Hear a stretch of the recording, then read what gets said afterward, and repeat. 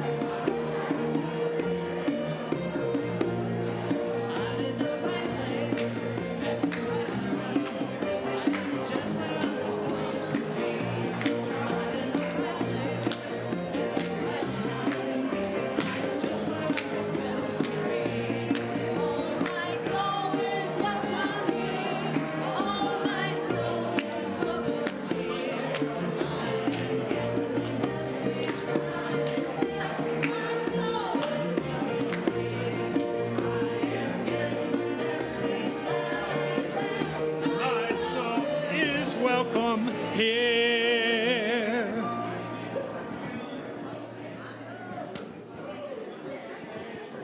Yes. Okay.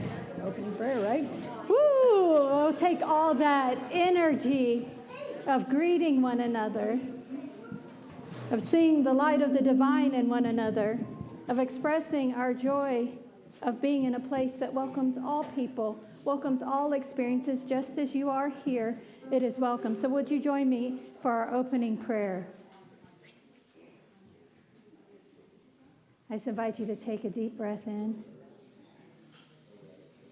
allowing your attention to arrive fully in this present moment, allowing your acceptance of what is to open your heart space in this now moment. This time that we have set aside on a Sunday morning to gather together, whether you're online or in the room with us today, to gather together in consciousness, to hold to the truth that there is one thing happening in our universe, and it is love. It is compassion. It is wisdom expressing itself as every single soul here today. And so we send a word of love to anyone that has been affected by the wildfires, by the flooding in Texas, all the places in the world that are calling for our love and our presence and our peace. We send that to them now, knowing that we are all interconnected, and what is done in consciousness will be made manifest in the world, in our lives, in our community, and in the world. And so it is. Amen. Amen. Amen. Thank you, Reverend Stacy. And let's share together now our mission statement. Unity of Charlottesville empowers everyone to express their unique divinity, making a positive difference in the world. And our statement of faith. There is only one presence and one power in the universe and in my life, God, the good omnipotence. And now we have our very own Blair Jones singing one of her incredible songs. You're going to love this one. Okay, once a year I bring this one out. Now most of you will be able to join in on the chorus. So on the last chorus, well, the words up there already. But anyway, join in whenever you want.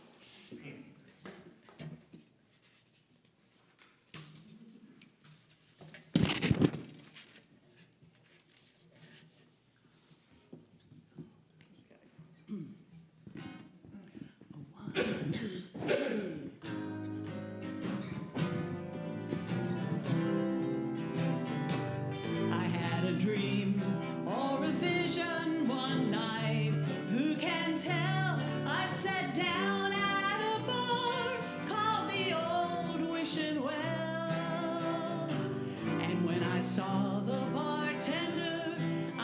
scarcely believe. I went, sweet Jesus Christ. And he said, yes, it's me. I nearly fell off the bar stool. And he said with a smile, we haven't seen you in here for a while. But where you've been hiding don't matter at all. We're just glad you dropped in, 'cause it's almost last call. So what'll you have, my friend, while we've still got the time? Will it just be the usual or something divine? Try my special reserve and you won't thirst again. It's your choice. What'll you have, my friend? That sounds great. So I said, go on in and set me up.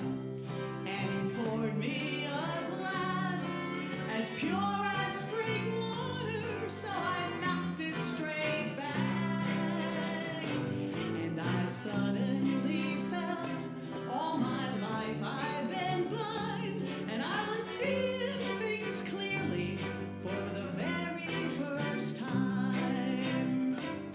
I felt optimistic, the world seemed benign. I smiled and he chuckled, it works every time.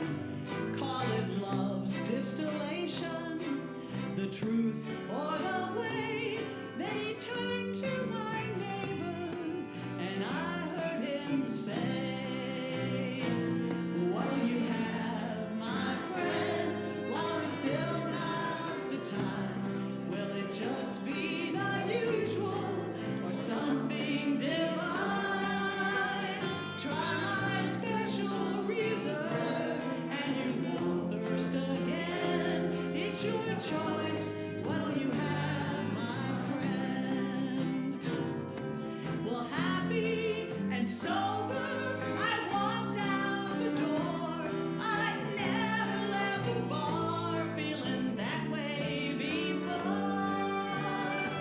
And I woke the next morning, my heart filled with light, wishing I'd have that same dream every night. Let's hear from Charlie.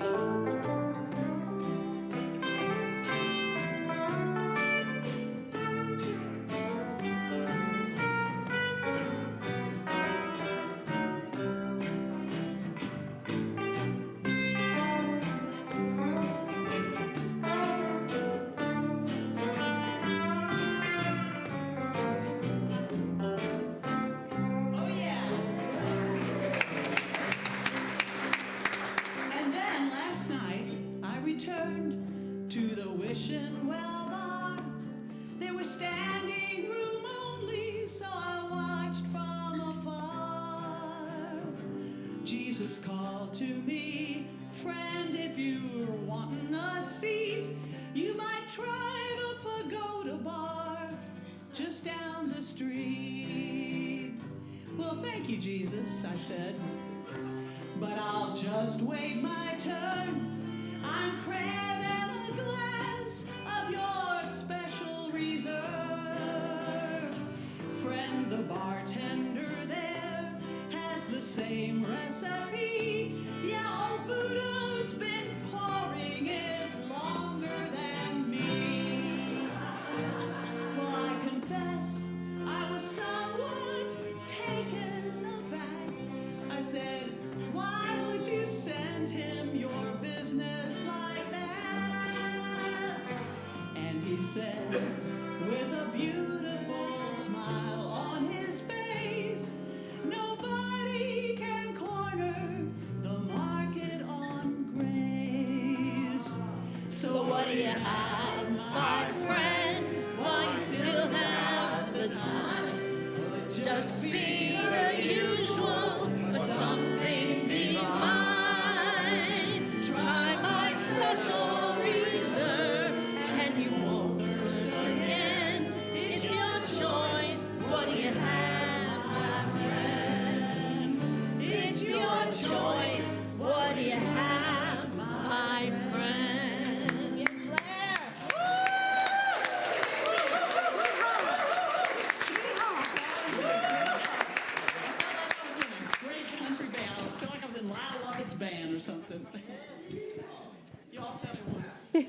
great. Yay. Oh, thank you all so much. And thank you, Blair, for showing how we can, demonstrating so beautifully, how we can hold, all is sacred. We can hold humor and levity and at the same time a deep spiritual truth in that song, maybe even more than one. And Blair I didn't know the words to that song when I was thinking about how I wanted to open this talk on grace this morning. And what came to me, though, in a moment of synchronicity, is this idea that what I want to share about grace today is not a particular doctrinal theological experience of grace. That's not relegated to one religion. This idea of what grace is in terms of Christianity may hold it as unmerited favor.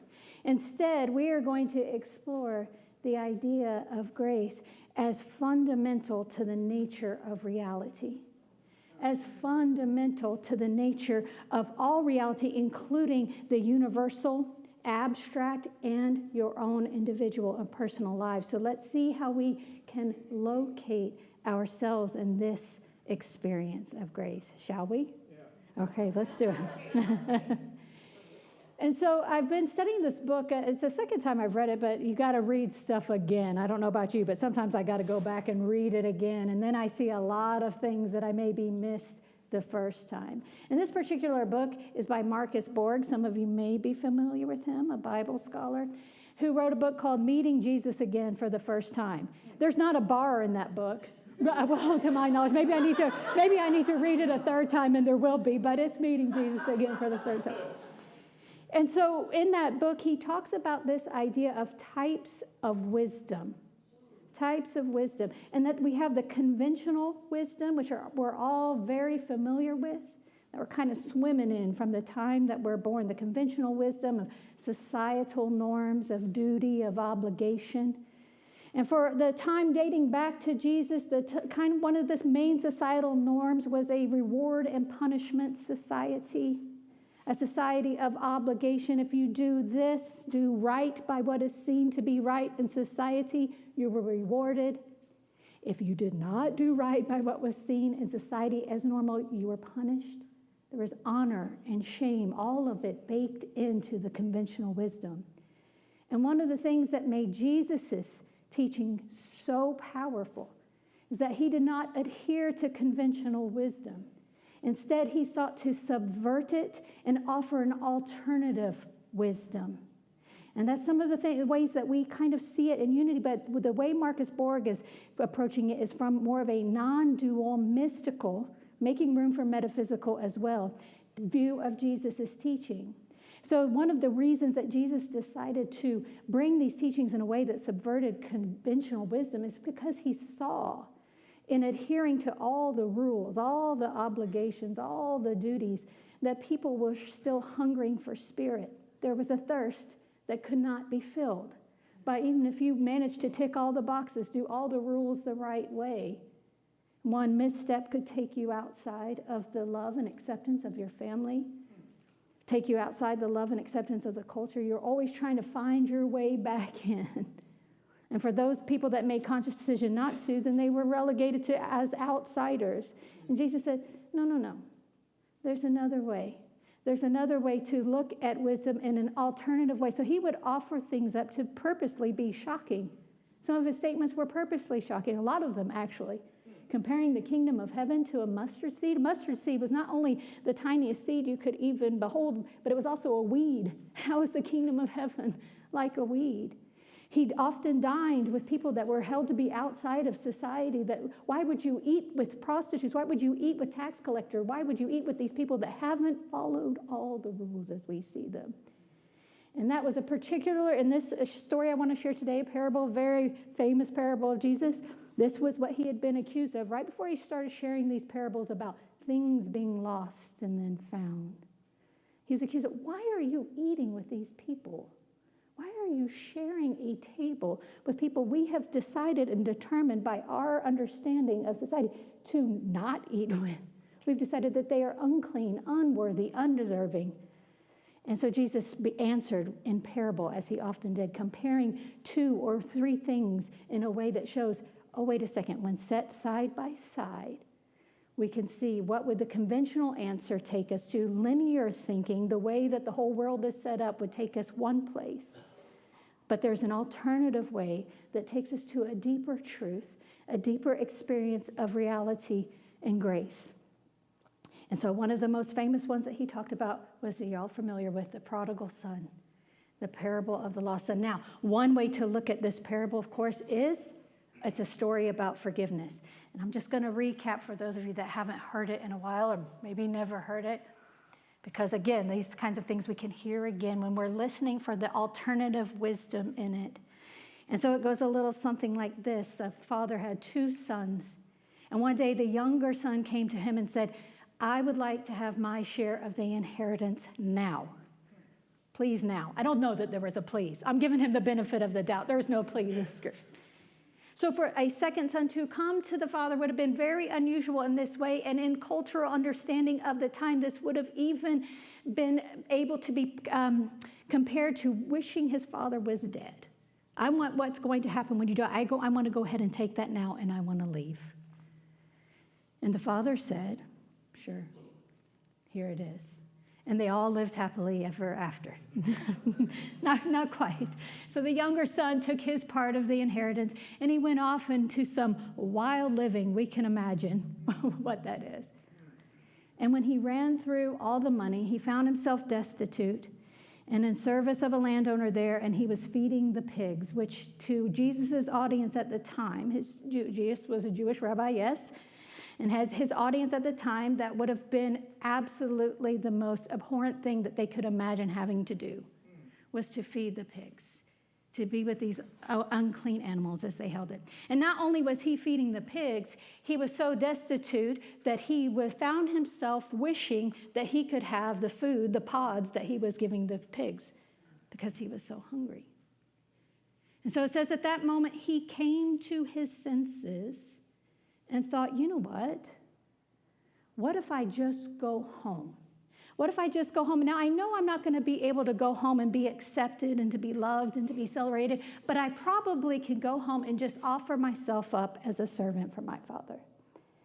So this is the part I want us to kind of be with this morning. So it says he starts rehearsing in his mind all the things that he's going to say to his father. Father, I know that I've messed up here. I know you probably don't even want to see my face. I know I'm not welcome back here at all, but if you would just let me work for you, I will work for you as a servant. But that's not what happened. In the scripture, it says he's rehearsing the speech. And if y'all ever rehearse a speech, rehearse all the ways you're going to apologize or defend or make your argument. He was rehearsing this in head. But in the scripture, it says, but when he was still a far way off, his father came out with love and ran. In one of the cultural Bible studies, it talks about this would not have been something that an older man would have done at that time. It was considered undignified to run. I was like, oh, maybe they've seen me run, and my run's a little undignified. But he ran.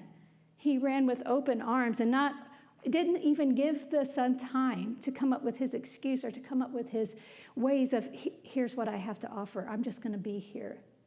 I'm just going to be here as a servant. I don't want to get in your way. No, he said, you're home. Let's celebrate. He put a ring on his finger, the family ring, a robe. He ordered a fatted calf to be cooked for the biggest party you can imagine. Now, we'll get to the elder son in just a second too, because he was not so appreciative of this party. He was not so happy to hear that there was a party going on, because this elder son had been staying at home the whole time doing the work while his brother was off cavorting and having a great time, so he thought. So the elder son refused to come in, and then the father says to him, please come in. He said, you know what? You've never even given me a goat. If you have more than one kid, have you ever had one of your kids complain about what you've given the others? He's like, you're going to do a calf for this guy? And I've been here working for you, and I've never even gotten a goat. You never let me and my friends have a party. And so the father says, well, what I have is always yours, has always been yours. But here's your brother who is dead and now alive, who was lost and now is found. So we must celebrate. So we can unpack this a little bit with this idea of while he was still off. To me, in this reading of this, in this moment, this is possibly one of the most important phrases when it comes to grace. Because it wasn't once he had groveled or once he had admitted even how wrong he was or served some time. It was before even all that, before he could even do any of that, this grace was already here. And in fact, the title of today's talk, Making Room for Grace, is even maybe not a great title. Because, let me tell you why. Do we have to even make room for it? In that moment, he hadn't made room for it. He had limited himself and said, this is all I really deserve. This is all I can really have when I come back. Let me keep myself small, maybe for the rest of my life. But in this, while he was still far off, and we can look at this metaphysically too. Physically, he was still far off. He hadn't got to give his excuse yet or to give all his apologies yet.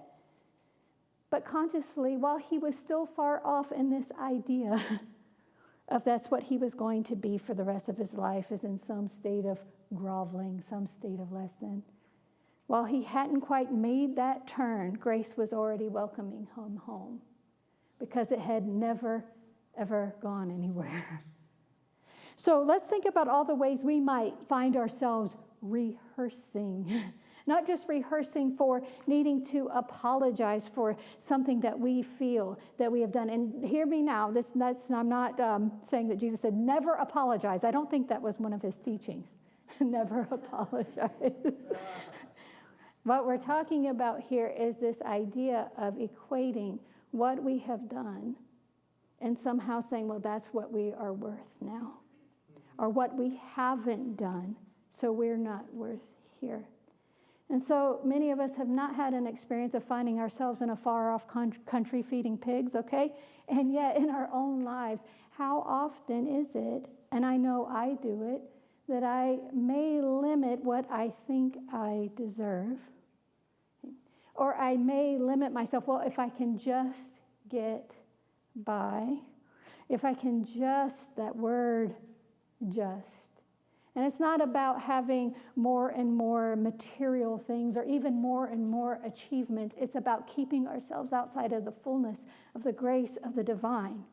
And so we're not just talking about a Christian divine grace, as I'm saying. We're talking about the nature of reality. And when I say the nature of reality is that it is generative, that it is always giving, that it is always pouring forth, and it is so beyond transactional, which is how conventional wisdom is set up. It's very transactional. You do this, you get that.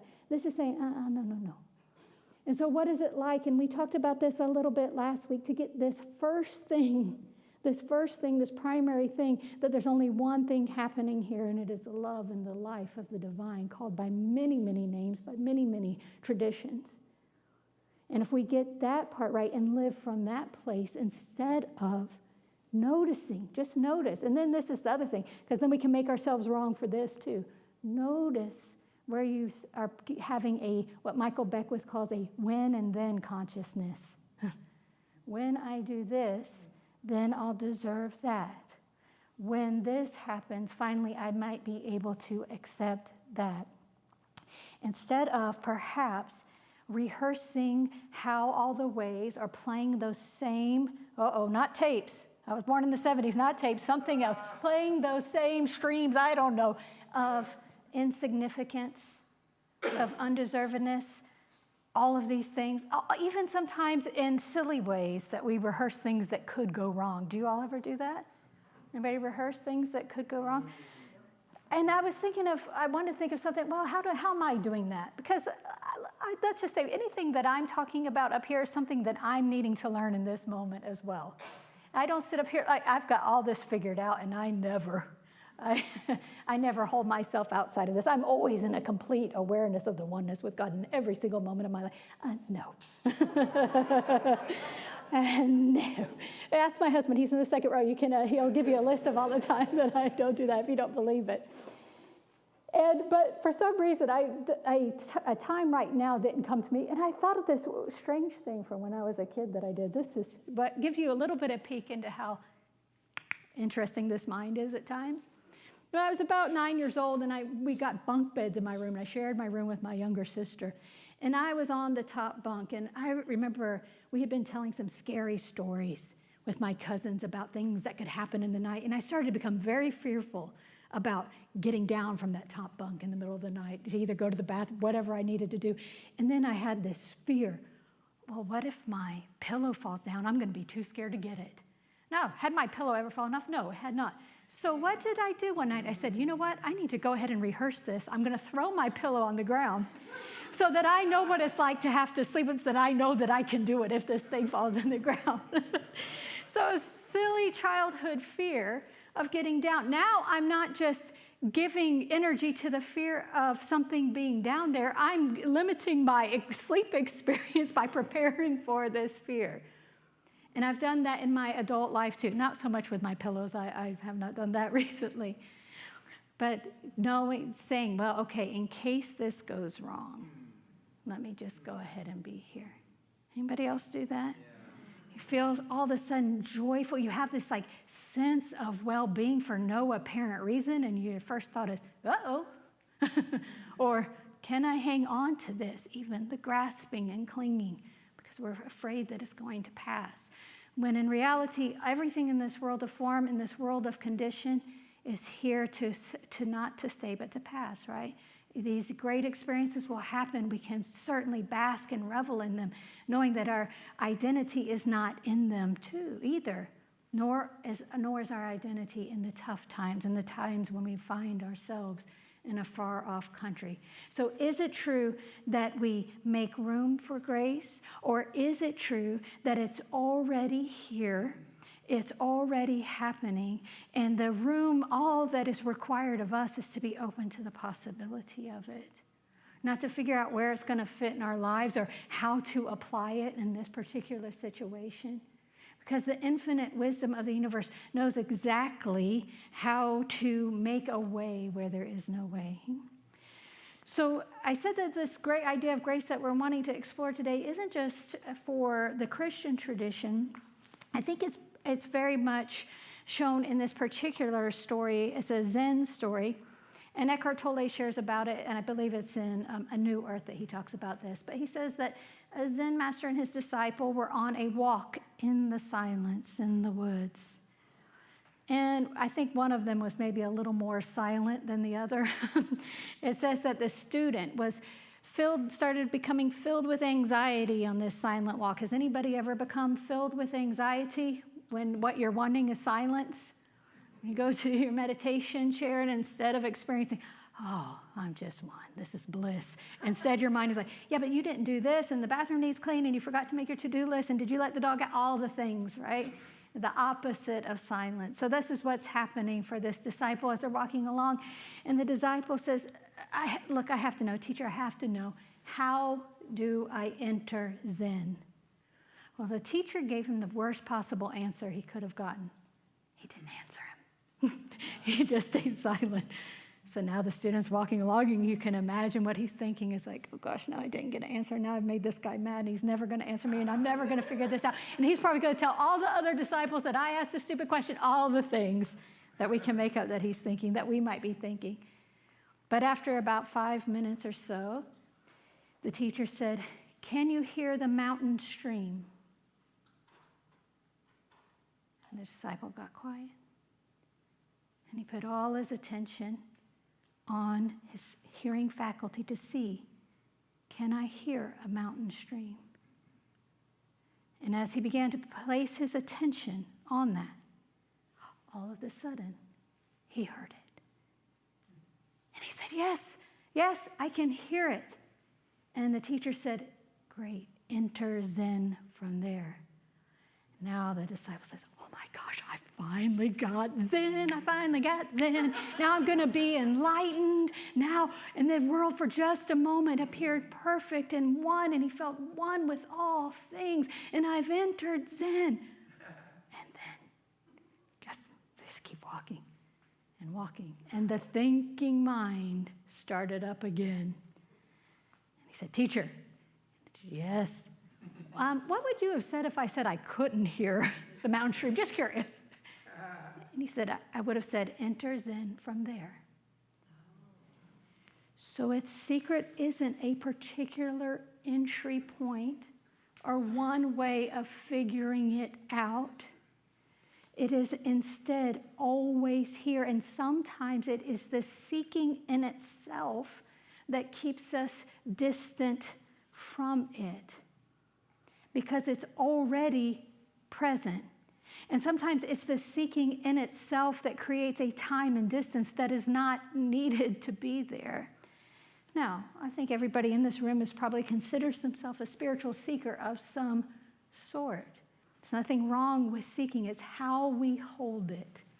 How we hold it, because there's always more to reveal of the divine. There's always more of the infinite to express.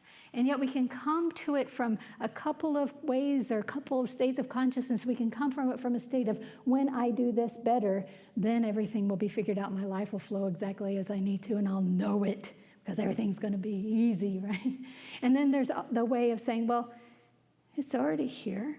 If this is the truth of who I am, that I am never separate or outside of the infinite goodness of the divine, that no one can be separate no matter what they do or who they are, then, so even this thing that's happening now, even this thing that I didn't want to see show up, even though my role has changed, even though I don't like the way my body looks now, even though this isn't acting right, all the relationship, even all of that is held inside this perfect grace. Doesn't make it all easy. It doesn't make it all fun, for that matter. And what it does do is it makes it all belong.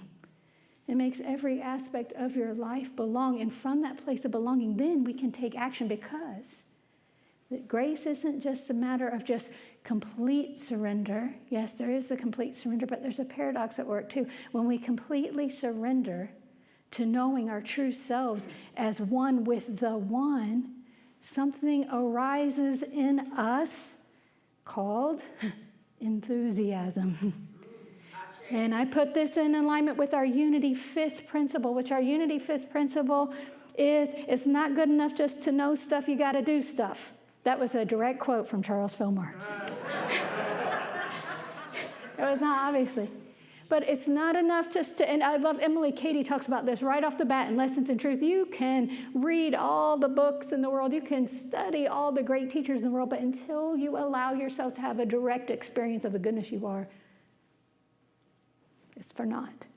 You have to bring it into your experience. And when I say you have to bring it, please know that all these words, they break down under investigation.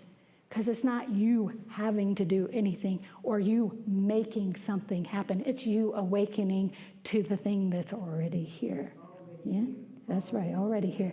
So in this idea of enthusiasm, Emerson said that nothing great was ever achieved without enthusiasm. And the root word for enthusiasm, the Greek root word, in theos, in God.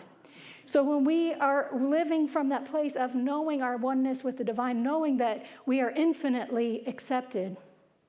Oh, Richard Rohr said this beautiful thing I wanted to say about acceptance. He said that it's as if we fall into deeper and deeper nets of acceptance.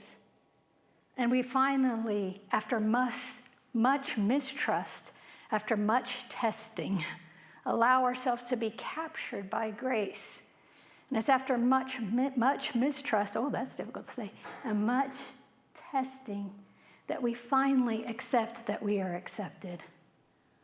And once we have accepted that we are accepted just as we are, then this great well of enthusiasm, of joy, of this impulse of the universe that has this impulse to create and to inspire, that becomes to make a way in our lives.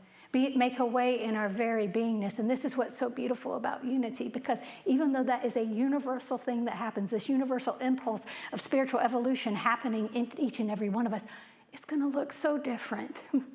It's going to look so different for each one of us, how you express that one life.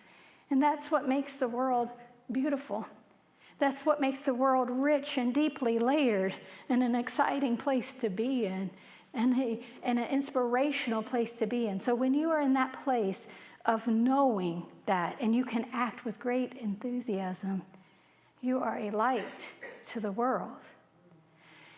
And so as we consider this topic of grace, the other thing I want to say about it is that there's this idea, we can cast aside this reward and punishment idea and look at this infinite, all-embracing love of God. And to also know that when we sometimes turn our attention away from conventional wisdom, we turn our attention away from that endless mind chatter that tells us what we should be doing and how we should be doing it and how everybody else should be doing it. And fine, I'm doing it good, but they're not. Oh no, now they're doing it better than me. Oh gosh, all the things, the way the mechanism of the mind works. When we realize we are not identified with that, that is not the truth of who we are. That is just the mind doing what the mind does. When we take our awareness off of that and we put all of our attention just for a moment, like that disciple in the waterfall, just an inkling of a moment, we can come home to this truth that it's all here. It's all now. Right where we are, sacredness is, holiness is, infinite grace is. When we come home to that truth, we can express that to all people. And so we must turn away at times from what conventional wisdom would have us say is ours to do. Doesn't mean we get to write off our responsibility. I love Jim Rosemurky. Some of you may be familiar with his work. He wrote a book called Even Mystics Have Bills to Pay. Okay, there's a we need to be grounded in this part of the world too. But when we inform this part of the world, all the activity level of the world and the world of form is informed by this primary knowing, then all of a sudden things begin to unfold with an ease, with a grace. What is ours to do is suddenly, right here, right now, there is no trying to figure it out, needing to beat ourselves up. So can we give ourselves a break from that? That's the invitation this week. So I want to close my talk with an invitation for you, my friends, this week. That as you go about your week, notice with great gentleness any place in your life that you are holding yourself outside of this type of grace, this type of acceptance. Is there any place that you're holding yourself, like I can be okay with myself once I change that? And can you give yourself some space around that? Give yourself permission to just be. And part 2, there's more. Is there anyone in your life or anyone that you're holding outside of that circle of acceptance? Not to say that you have to suddenly become their best friend or bake them a casserole or do anything like that. But in your consciousness, I had a friend that said it this way. I don't know where she got it, but is there anyone that's not safe to walk the streets of your own consciousness? If that's true for you, again, with great gentleness, can you invite yourself into an experience of this grace is not just reserved for the Father in that story or for the God of that story. You, as an expression of that, are it too. So you have an infinite amount of grace to give and an infinite amount of grace to receive. So that's the invitation for this week. Thank you all so much for being here. Thank you. Thank you.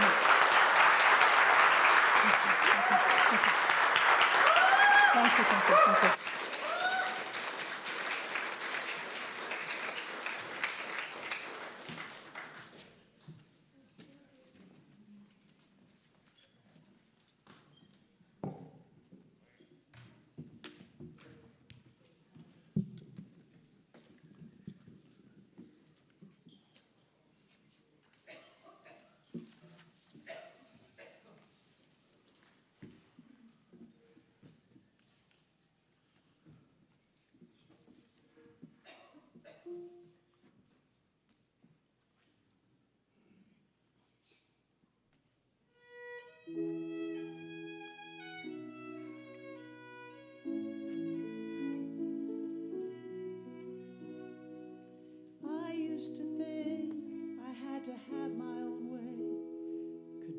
everything on my own,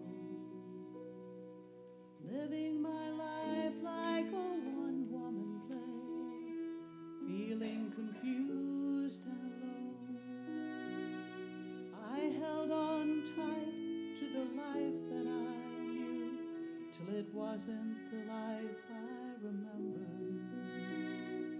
Finally admitting I hadn't a clue, opened my arms and surrendered.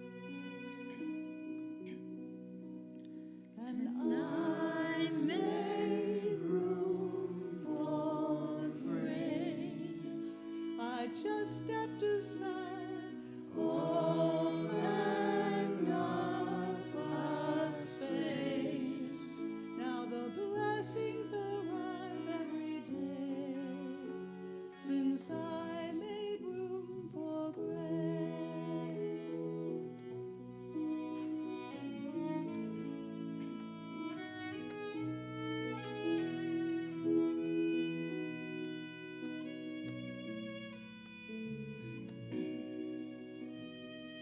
I want to live without making demands, asking for help when I need it, being happy just doing the best that I can. When I stumble, I won't be defeated. And I made room for grace. I just stepped aside, opened up a space. Now the blessings arrive every day, since I made room for grace. I made room.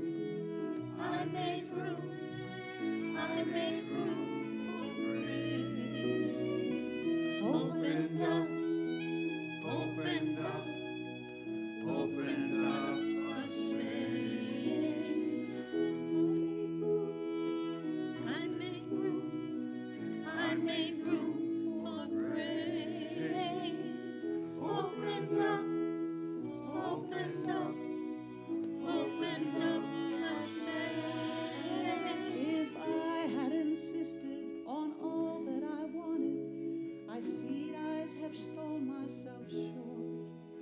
But when I softly whispered, I got what I wanted, and so much more. And I made room for grace. I just stepped aside, opened up a space. Now the blessings arrive, since I made room. I made room. I made room. I just stepped aside, opened up space. Opened up. Now the blessings arrive every day, since I made room for grace. Since I made room for grace.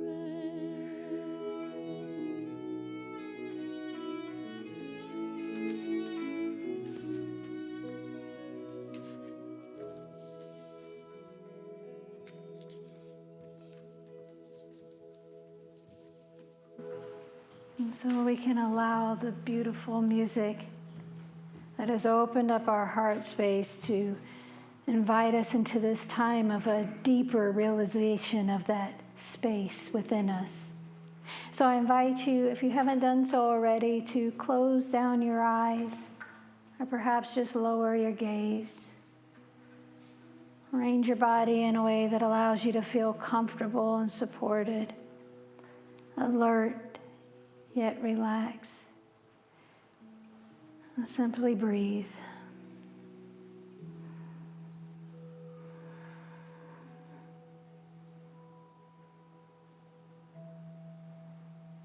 And as we enter a time of stillness together, we might reflect upon the wisdom of your being, your own innate wisdom.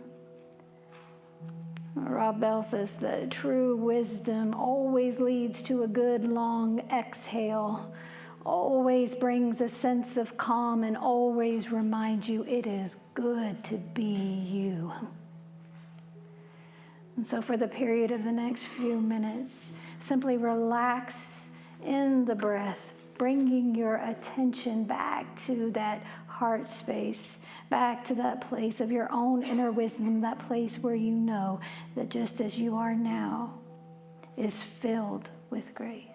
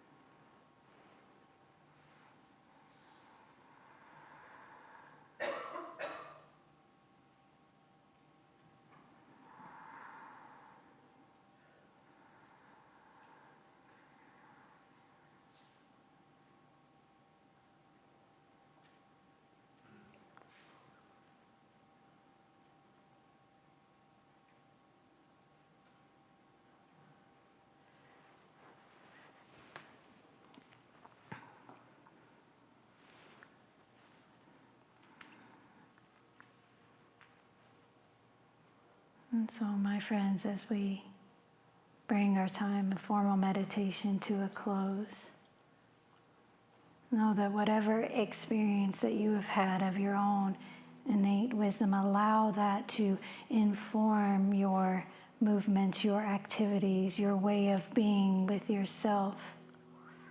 To know that whether you're in the middle of a wilderness moment, whether there's some way that you're holding yourself separate from the good that you are, that you can always come home to this place of pure being, this place of the reminder of the connection that you have and that you are with the infinite vastness, goodness, compassion, loving grace of the One. And so it is. Amen.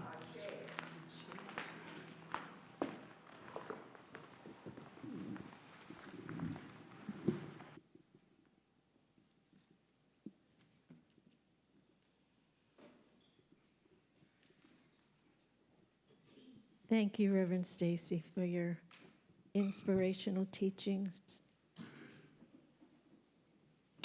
Yes, grace is amazing. And so now is the time to give back a portion of all the love we've received here. There are many ways to give to Unity of Charlottesville. You can text to give here into our butterfly net that Fred will be bringing around. or our very own QR code.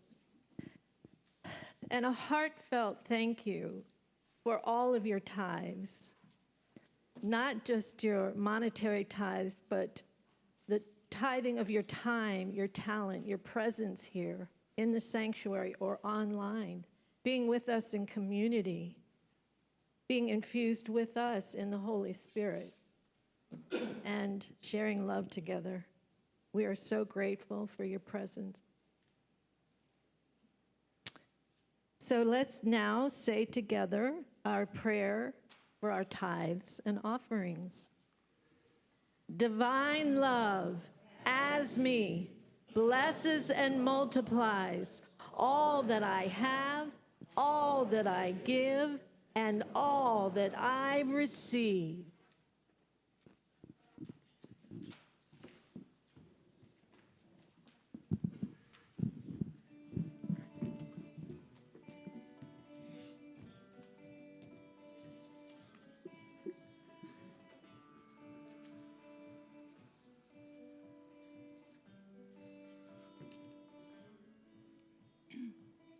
Amazing grace, how sweet the sound. Amazing grace, now flowing down, healing my heart with a love that sets me free. God's grace flows down and covers me. Amazing grace, how sweet the sound. Amazing grace, now flowing down, healing my heart with a love that sets me free. God's grace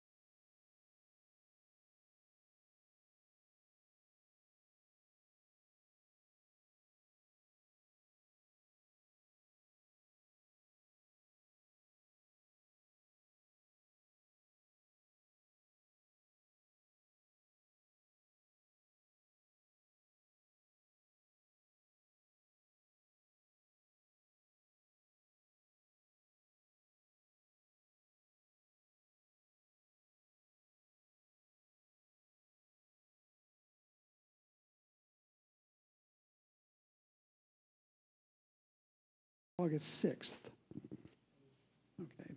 If you are nominating another person, please contact them first to confirm they agreed to be nominated. A very important detail. No surprises.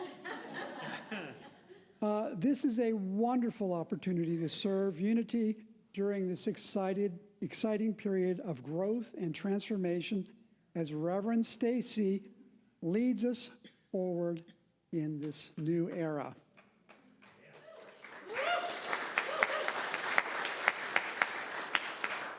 We encourage you to prayerfully consider whether you or someone you know may be called to serve in this important leadership role. Thank you. Thank you, Jeff.